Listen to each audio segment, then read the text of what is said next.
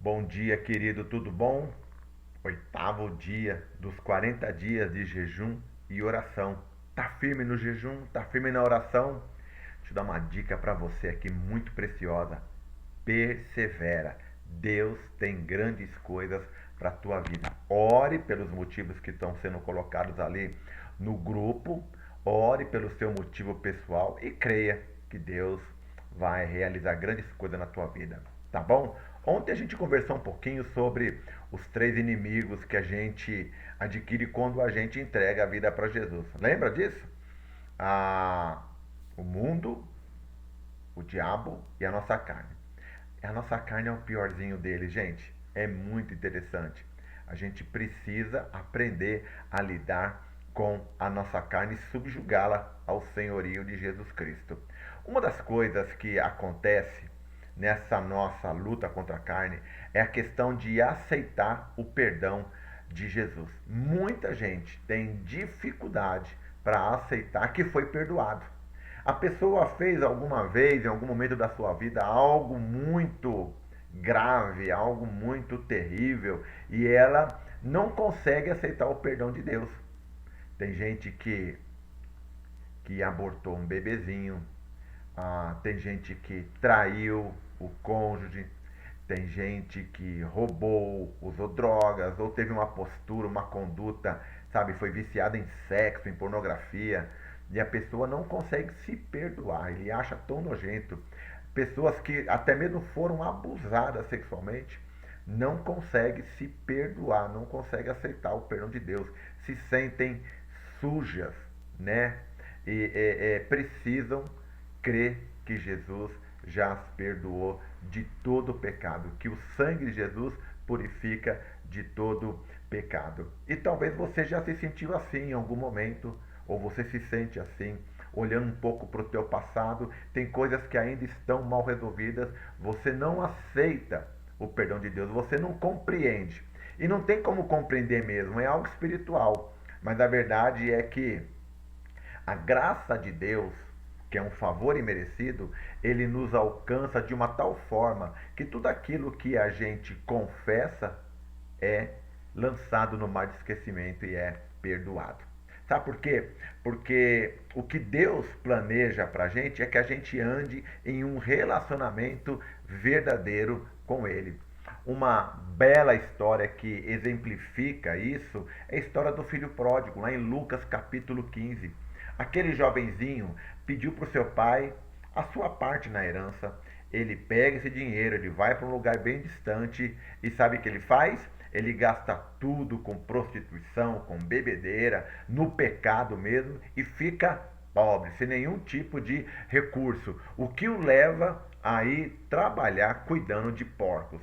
Para um judeu, cuidar de porcos, isso era muito humilhante. Então ele se lembra de que se ele fosse pelo menos um funcionário do seu pai, ele seria muito mais bem tratado do que do lugar onde que ele estaria. E ele decide voltar. Quando ele volta, ele pede perdão para o pai. E sabe o que o pai faz? O pai o ama, o pai o abraça, o pai põe um anel no seu dedo e uma sandália nos seus pés. O pai dá uma capa para ele, dizendo: Você é meu filho. E o perdão foi derramado.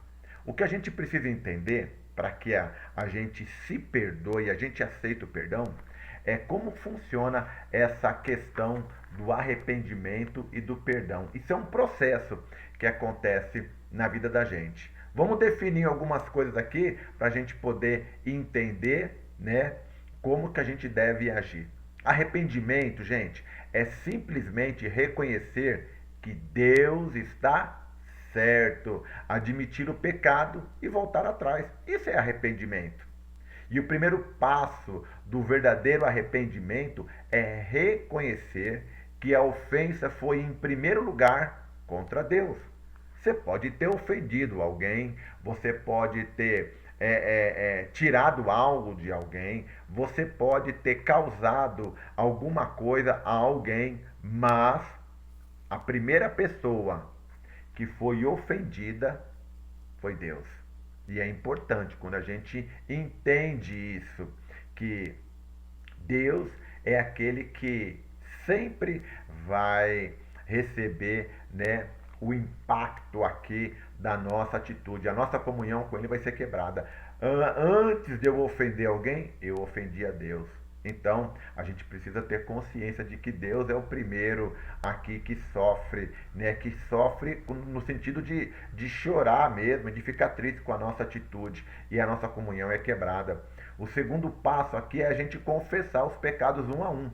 Não existe esse negócio de confessar, né, a multidão dos meus pecados. Eu confesso o pecado um a um. Eu chamo o pecado pelo nome. Eu falo para Deus: Deus, eu menti. Deus, eu roubei. Deus, eu pensei porcaria. Deus, eu sou viciado nisso. Eu chamo o pecado pelo nome. Isso é importante.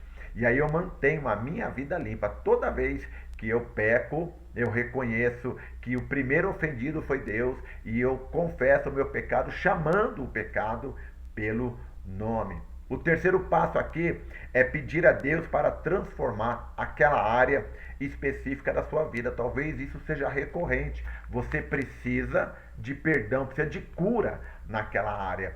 Você vai confessar sempre o seu pecado, mas você entende que aquela área da sua vida é uma área débil, uma área fraca. Então você vai orar para que Deus, você reconhece que aquela área precisa de um tratamento da parte de Deus.